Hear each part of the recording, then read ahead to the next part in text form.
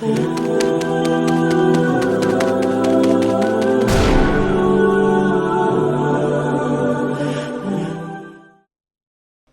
بہاؤالدین زکریہ ملتانی رحمۃ اللہ علیہ اور بابا فرید الدین گنج شکر رحمۃ اللہ علیہ ایک زمانے میں ہوئے۔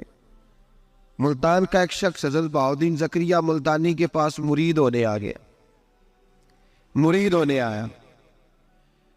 حضرت اس کو کونے میں لے گئے اور لے جا کے کہنے لگے تو ملتان کا رہنے والا ہے تو میں اپنے شہر والوں کے ساتھ دھوکہ نہیں کرتا، انہیں میرے پاس لوگ مرید ہونے آئے ہیں، یہ کوئی کہیں سے آیا ہے کوئی کہیں سے آیا، تو میرے شہر کا ہے، میں کوئی پیر شیر نہیں، میں دکاندار ہوں، جیبیں ٹٹولتا ہوں لوگوں کی، میں دھوکہ دیتا ہوں، تجھے بچانا چاہتا ہوں، تو اس طرح کر کہیں اور چلا جا۔ اس نے کہا حضور مشورہ دے کہاں جاؤں؟ کہنے لگے پاک پتن میں چلا جا، فرید الدین بہت بڑا فقیر ہے، بڑا فقیر ہے۔ وہ شخص کہتا ہے گھوڑے پہ بیٹھا، میلوں کا سفر تھا، ملتان سے پاک پتن شریف پہنچا، بابا صاحب کی خدمت میں حضور مرید ہونا ہے، کہاں سے آئے ہو؟ کہا ملتان شریف سے۔ کہنے لگے وہاں فقر کا دریا بہ رہا تھا تو نہر کے پاس آ گیا ہے، فقر کا دریا بہ رہا تھا تو نہر کے پاس آ گیا ہے۔ اور رونے لگا، کہنے لگا بابا مجھے کیا پتا نہر کون سی ہے دریا کون سا ہے، وہ تیرے پاس بھیجتا ہے تو اس کے پاس بھیجتا ہے۔ میرے بھائی پرانے لوگوں کو تو اپنے اندر کوتاہی نظر آتی تھی، سامنے والے کے اندر خوبی دکھائی دیتی۔ میں بن کے بیٹھ گیا ہوں کہ میں ہی صحیح ہوں، بس میں ہی صحیح ہوں، اپنے زاویہ نگاہ سے سوچتے ہو، اپنا ہم نے طرز خیال بنا لیا۔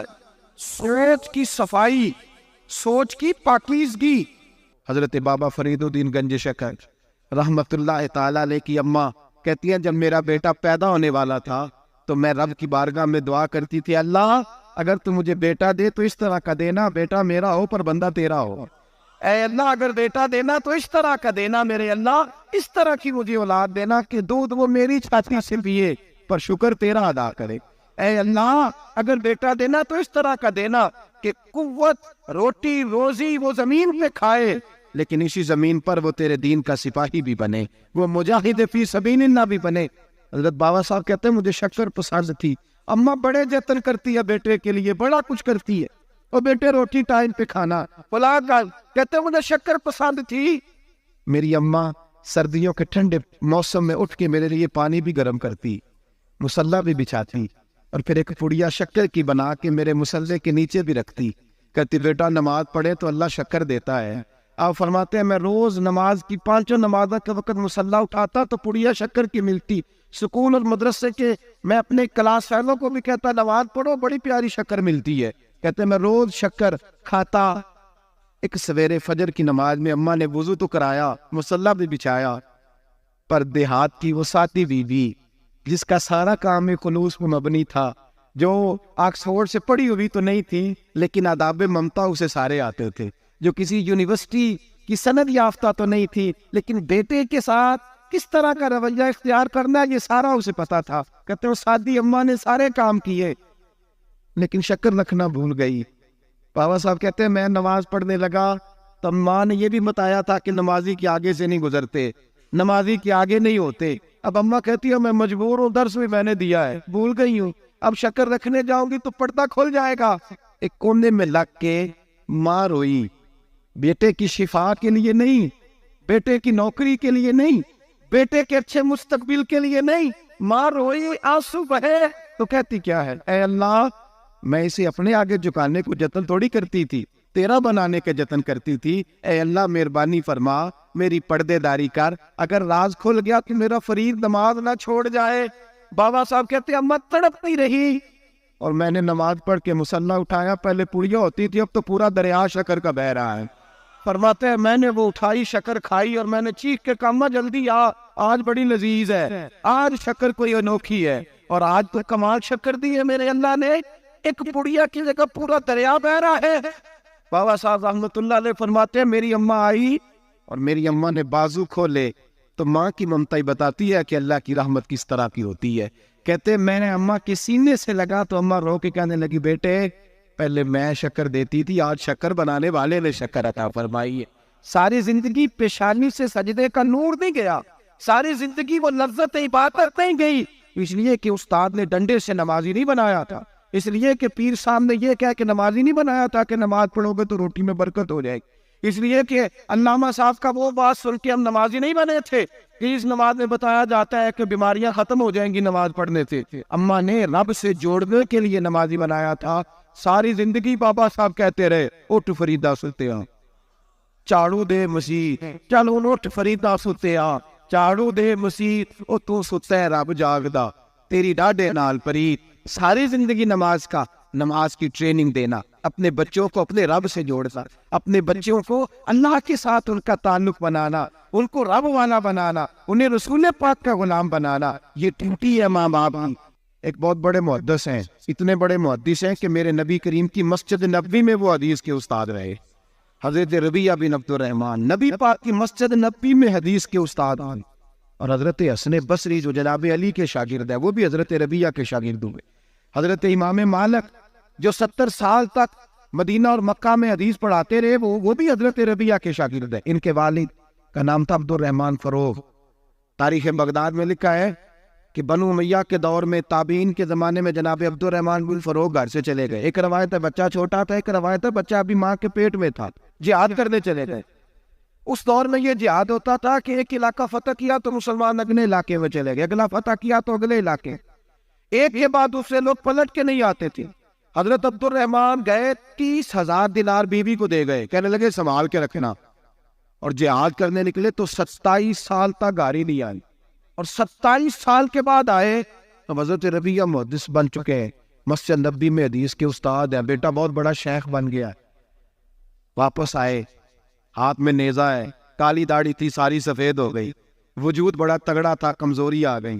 آئے, نیزہ پکڑا ہوا ہے, گھوڑے پہ بیٹھے ہیں, مدینہ منورہ میں گھر ہے, دروازے پہ دستک دی. حضرت ربیعہ نے دروازہ کھولا, اندر داخل ہونے لگے تو کہنے لگے بابا تو کدھر گھستا آ رہا, کدھر؟ اس نے کہا تو پیچھے ہٹ, میرے مکان پہ کب سے قبضہ کر کے بیٹھا ہے. بات تیز ہونے لگی, آواز تھوڑی بزرگوں کی بلند ہونے لگی تو اندر سے زوجہ نے سن لیا اور دروازے کی اوٹ سے دیکھنے لگی تو پہچان گئی. کہنے لگی ربیعہ پیچھے ہٹ جا, یہ کوئی غیر نہیں ہے, تیرے والد گرامی ہے, یہ تیرے والد ہیں. اندر آئے, باپ بیٹا ملے, عصر کی نماز کا وقت ہو گیا, بڑا روئے. 27 سال کے بعد باپ لوٹا, 27 سال کے بعد بڑے روئے. نماز کا وقت ہوا تو حضرت ربیعہ جلدی سے وضو کیا, مسجد نبوی شریف چلے گئے. جناب عبد الرحمن فروغ نے بھی کھانا وانا کھانا تھا, کھانا کھانے بیٹھے تو حکم دیکھے شوہر کیا کرتا ہے. یہ نہیں پوچھا کہ 27 سال حال کیا رہا, پوچھنے لگے میں تجھے 30,000 دینار دے گیا تھا, وہ کدھر ہے؟ تو زوجہ کہنے لگی کھانا کھا لو, عصر کی نماز پڑھ کے آؤ, پھر بتاتی ہوں پیسے کہاں ہیں. آپ کی رقم بڑی اچھی جگہ پہ محفوظ ہے. کہتے ہیں میں نماز پڑھنے مسجد گیا, عصر کی نماز کے بعد میرے نبی پاک کے منبر پر ایک نوجوان بیٹھا ہے. گھر میں تو ان کا انداز ٹوپی پہننے کا تھا نا, سادے عام لباس میں. مسجد نبی میں جبہ پہنا ہے, سر پہ امامہ ہے, خوبصورت لب و لہجے میں رسول اللہ کے منبر پر بیٹھ کر, نبی پاک کے منبر پر بیٹھ کر. پتہ نہیں آپ کو اس بات کی لذت نصیب ہو رہی ہے کہ نہیں, عام جگہ نہیں, نبی پاک کے حضور کے منبر پر بیٹھ کر نبی پاک کی حدیثیں سنا رہے ہیں. اتنا بڑا مقدر. کہتے حضرت امام مالک جیسے لوگ, خواجہ حسن بصری جیسے لوگ کاغذ قلم لے کے حدیثوں کی سماعت کر رہے ہیں, ان سے درس لے رہے. جناب عبد الرحمن کہتے ہیں میری نظر اٹھی, کچھ بوڑھا ہو گیا تھا, کچھ اس وقت وہ ٹوپی میں سادے لباس میں تھے, پہچان نہ پایا. ایک شخص سے پوچھا یار ہے تو جوان پر اس کے چہرے کی نورانیت میرے دل کو بھا گئی ہے تو جوان پر اس کا حدیثیں بیان کرنے کا انداز میری طبیعت کو گھائل کر گیا. یہ کون ہے جو نبی پاک کی مسجد میں بیٹھ کے حدیثیں بیان کر رہا ہے؟ تو کہتے امام مالک کہنے لگے بابا جی چپ کر جاؤ, ہمارے استاد کے بارے میں اونچے لب و لہجے میں بات نہ کرنا, دیکھتے نہیں کتنے کتنے لوگ بیٹھے ہوئے خاموشی سے. تو میں نے کہا مجھے بھی تو بتا دو نا ہے کون.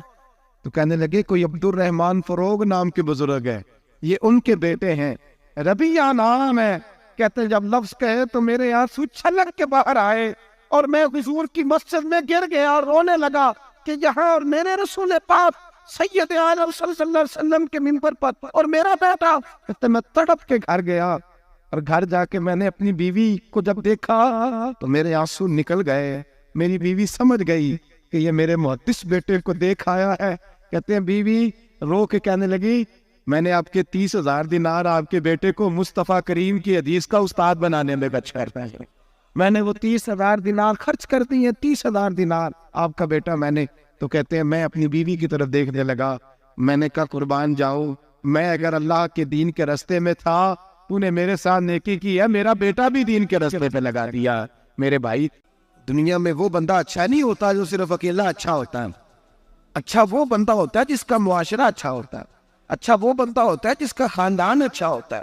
اچھا وہ بندہ ہوتا ہے جس کا حلقہ احباب اچھا ہوتا ہے. وہ اکیلا اچھا بن کے بیٹھ کر تو صرف میں صحیح ہوں اور کوئی بھی نہیں. تو کس طرح صحیح ہو گیا؟ تو اوپر سے گرا ہے. تو کس طرح ٹھیک؟ تیرا نہ باپ ٹھیک معاذ اللہ, نہ تیرا خاندان ٹھیک, نہ معاشرہ ٹھیک, نہ دوست ٹھیک, نہ پیر ٹھیک, نہ استاد ٹھیک, نہ کوئی سیاستدان ٹھیک. دنیا میں جب کوئی صحیح ہے ہی نہیں تو کہاں سے آ گیا اکیلا صحیح؟ یہ کیسے ممکن؟ یہ کس طرح ہو سکتا ہے؟ یہ انا پرستی ہے, یہ نفس کا دھوکہ ہے, یہ اندر کی کوتاہی ہے جو لوگوں کو بڑا بنا دیتے ہیں, پھر اسے لوگ چھوٹے نظر آنے لگتے ہیں. یاد رکھے میرے نبی کریم سید عالم نور مجسم علیہ السلام نے خوبصورت سوچ, اچھی سوچ, پاکیزہ سوچ, صاف ستھری سوچ تھی. حضرت زید بن حارثہ فرماتے ہیں طائف کے لوگوں نے میرے نبی پاک کو پتھر مارے, لہو لہان کر دیا. فرماتے وہاں کے کچھ لوگ بھی انہیں برا کہنے لگے, میں بھی برا کہنے لگا, اس لیے کہ یہ تو عرب کے کلچر کے بھی خلاف تھا. عرب معاشرے کے لوگ اپنے مہمان کے ساتھ یہ سلوک نہیں کرتے تھے, چاہے وہ کوئی بھی ہو. اور نبی پاک علیہ السلام نے تو جو دعوت دی اس میں تو حسن بھی بڑا میٹھا تھا, وہ تو لفظوں کے اندر توانائی, خوبصورتی, مٹھاس بھی بڑی تھی. تو یہ تو عرب کے رواج کے بھی خلاف تھا کہ گھر آئے مہمان پہ پتھر مارے جائیں. انہوں نے پتھر مارے, لہو لہان کیا, میں نے بھی برا کہا, معاشرے کے لوگوں نے بھی برا کہا. اور فرمانے لگے پھر کمال ہو گیا, حضرت جبریل بھی حاضر خدمت ہوئے اور عرض کرنے لگے یا رسول اللہ صلی اللہ علیہ وسلم, رب فرماتا ہے کہ جبریل جاؤ اور میرے نبی سے جا کے اجازت لو, اگر میرے رسول اجازت دیں تو انہیں مسل کے رکھ دیں, انہیں دو پہاڑوں کے درمیان انہیں مسل کے رکھ دو, مسل کے. ہمارا کسی سے اختلاف ہو جائے نا تو زور جتنا ہمارے اندر ہو ہم لگا سارا ہی لیتے ہیں. جب پتہ چل جاتا ہے نا کہ میرے تعلقات کتنے کو ہیں, پھر ہم کہتے ہیں چلو دفع کرو, میں نے کیا کہنا ہے. اصل بات پتہ کیا ہوتی ہے کہ انگور کھٹے ہاتھ نہیں پہنچتا, ورنہ اختلاف ہو جائے تو دل ہمارا کرتا ہے کہ پیس کے رکھ دے, لیکن چونکہ اتنی پہنچ نہیں ہوتی تو پھر لوگ واپس آ کے پتہ کیا کہتے ہیں, اور میں نے کہا چلو وہ تو فضول آدمی ہے, میں نے تو نہیں نا اس طرح کا بانٹ دینا. اصل بات یہ ہوتی ہے کہ انگور ہاتھ نہیں پہنچتا. اس کی یا رسول اللہ صلی اللہ علیہ وسلم, رب کریم فرماتا ہے کہ جبریل جا کے آپ اجازت لیں, اگر حضور آپ کو اجازت دے دے. علماء نے یہاں بڑا خوبصورت جملہ لکھا ہے, اگر آپ سمجھے تھے, بڑی خوبصورت بات لکھی ہے علماء کرام. علماء کہتے ہیں اہل محبت کے لیے فکرہ ہے. علماء کہتے ہیں جو رب کافر کو سزا دینے کے لیے بھی رسول اللہ سے پوچھتا ہے, کافر کو سزا دینے کے لیے بھی کہتا ہے محبوب اگر تو کہے تو سزا دے دو, کافر کو سزا دینے کے لیے پوچھتا ہے. ہم تو رسول اللہ کے کلمہ پڑھنے والے ہیں, اور جو نبی کافر کے بارے میں کہتے ہیں یا اللہ نہیں انہیں نہیں کہنا, تو محبوب اپنے غلاموں کے بارے میں یہی کہیں گے اللہ کوئی نہیں, بھول گئے تھے, معاف فرما دے, معاف کر دے. یہ باریک نقطہ یہاں علماء نے بیان کیا, اس کو سمجھا کر. نبی کریم سید عالم صلی اللہ علیہ وسلم سے پوچھا, عرض کی یا رسول اللہ صلی اللہ علیہ وسلم, حضور رب فرماتا ہے اگر اجازت. اب سوچ کا معیار دیکھیں نبی پاک, حضور کی سوچ کی توانائی دیکھیں. صحت مند دماغ فروغ پاتا ہے اس سے جو افکار ہمیں ہمارے رسول نے دیے. بیمار ذہن لوگ یہاں تک نہیں پہنچ سکتے جن کو سارا زمانہ ہی برا لگتا ہے, فلانا بھی غلط, فلانا بھی غلط, فلانا بھی, تو جناب صحیح کون ہے؟ کہتا میں اکیلا ہی صحیح ہوں. او بھائی صحت مند سوچ نبی پاک نے فراہم کی. یا رسول اللہ اگر آپ اجازت دیں تو تباہ کر دیں, لیکن حضور کی امید دیکھیں, زاویہ نگاہ دیکھیں, سوچ کا معیار دیکھیں. میرے رسول نے فرمایا نہیں, انہیں تباہ نہیں کرنا. حضور کیوں؟ فرمایا ہو سکتا ہے ان کی نسلیں کلمہ پڑھ کے مسلمان ہو جائے, اگر تباہ ہو گئے تو نسلیں کیسی آئیں گی, اولادیں کیسی ہو. تو میں ان کی نسلوں سے بھی امید کرتا ہوں کہ میرے پیغام کو سمجھیں گی اور قریب آئے. میرے بھائی یاد رکھیں اس بات کو, سمجھ لیں نبی پاک علیہ السلام نے ہمیں صحت مند سوچ دی ہے, ہمارے افکار و نظریات کو توانائی دی ہے. ہر وقت برا سوچنا, برا گمان کرنا, اس ملک کا کچھ نہیں ہو سکتا, یہ فلاں نہیں ہو, کیوں نہیں ہو سکتا؟ اٹھ باندھ کمر کیوں ڈرتا ہے؟ تو دیکھ خدا کیا کرتا ہے, تو عمل کر اور رزلٹ اللہ تبارک و تعالیٰ پہ چھوڑ دے. سوچ صاف ستھری, نظریات پاک صاف, اچھے افکار پیدا کریں, اچھے خیالات پیدا کریں. حضرت سیدنا امام اعظم ابو حنیفہ رحمۃ اللہ تعالی علیہ کے پاس ایک شخص نے آ کے کہا فلاں آدمی زانی ہے. فرمایا تجھے کیسے پتا چلا؟ اس نے کہا حضور آپ تو. فرمایا کس نے بتایا تھے؟ حضور میری بات تو اس نے جلال میں آ گئی. فرمایا تیری طاقت کیا ہے؟ تو نے دیکھا ہے اسے بدکاری کرتے ہیں؟ تو نے کسی عورت کے ساتھ اس کو تنہا پایا ہے ایسی حالت میں دیکھا ہے جس سے پتا چلے کہ گناہ کر رہا تھا؟ فلاں آدمی کہہ رہا تھا. فرمایا اگر میں چیف جسٹس ہوتا تو یہ لٹکا کے 80 کوڑے مارتا. ایک مسلمان کے بارے میں تو نے یہ بات کر دی. اور جو لفظ کہے وہ بڑے سمجھنے والے ہیں. فرمانے لگے تو نے رسول پاک علیہ السلام کا فرمان نہیں پڑھا؟ میرے نبی پاک نے فرمایا جس نے میرے مومن کو دکھ دیا اس نے تو مجھے دکھ دیا ہے. فرمایا تو میرے رسول کو تکلیف دیتا ہے مسلمان کا عیب بیان کر کے، تجھے خیال نہیں آتا؟ تو سمجھتا نہیں بات کو؟ من اذا مسلمن فقد اذانی. حضور نے فرمایا جس نے مسلمان کو تکلیف دی اس نے مجھے تکلیف دی ہے. لوگ عیب جوئی اور عیب گوئی کا فریضہ اور ڈھونکتے پھرتے ٹٹولتے پھرتے. اور بھائی مکھیاں دو قسم کی ہوتی ہیں، ایک شہد کی مکھی ہوتی ہے، جب بھی بیٹھتی ہے پھول پہ بیٹھتی ہے، اور جب اگلتی ہے پھر شہد ہی اگلتی ہے. ایک مکھی ہوتی ہے جو بیٹھتی بھی گند پہ ہے اور جہاں بیٹھتی ہے وہاں گند ہی چھوڑ کے اٹھتی ہے. کردار ایسا اپنائے، اپنی سوچ کو تفکرات کو اس طرح کا بنائے کہ آپ کے ذہن اچھائی کو قبول کرے. آپ جب سامنے والے کو دیکھیں تو آپ کو اچھائیاں نظر آئیں، اچھائیاں. اور جب آپ بیان کریں تو پھر بھی آپ کی زبان سے اچھائیاں نکلیں، اچھائیاں نکلیں. ذہن سازی کریں، اپنے آپ کو سمجھائے. کسی دانشور نے کہا، ایک شخص مجھے کہنے لگا لوگوں کے چہروں پہ گرد پڑ گئی ہے. فلاں کے چہرے پہ گرد تھی، فلاں کے چہرے پہ بھی گرد تھی، فلاں کے چہرے پہ بھی گرد تھی. اس نے مجھے کئی لوگ گنوائے تو میں ہنسنے لگا. کہنے لگا کیوں ہنستا ہے؟ کہتے میں نے اس کی اینک اتاری، ٹیشو پیپر کے ساتھ صاف کر دی. میں نے کہا بندوں کے چہرے ٹھیک ہے، تیری اینک پہ گرد پڑی ہوئی ہے. ادھر بھی تھوڑی توجہ کر لیتا تو اتنے لوگوں پہ الزام تو نہ لگاتا. حضرت میاں صاحب بول پڑے، کہنے لگے برا بندہ میں لپن ٹریا، جاگتے ملیا نہ کوئی. برا بندہ میں، میاں صاحب کی بات ہے میری آپ کی نہیں، سانو تے 70-16 بجے دیہڑی دا. میاں صاحب کہتے میں برا بندہ میں لپن ٹریا تے جاگتے تھا ہی کوئی نہیں کہ ملا ہی نہیں. کہتے مجھے نہیں ملا، مجھے نہیں. سمجھ لیں بات، بزرگوں کے افکار کو سمجھے. کہتے مجھے ملا اس لیے کہ میری سوچ ہی بڑی اچھی تھی، جو مجھے ملتا میں اس کے اندر اچھائیاں پیدا کر لیتا. مجھے نہیں ملا یہ نہیں کہ بندہ تھا نہیں، مجھے نہیں ملا اس لیے کہ میری سوچ ہی نہیں تھی. وہ ہے نا کہاں سے لاؤں جس میں لوگوں کے عیب نظر آئے. برے بندے نو میں لپن ٹریا تے جاگتے ملیا نہ کوئی، تے اپنے اندر چاہتی پائی تے میں تھوں برا نہ کوئی. اپنے اندر چاہتی پائی تے میں تھوں.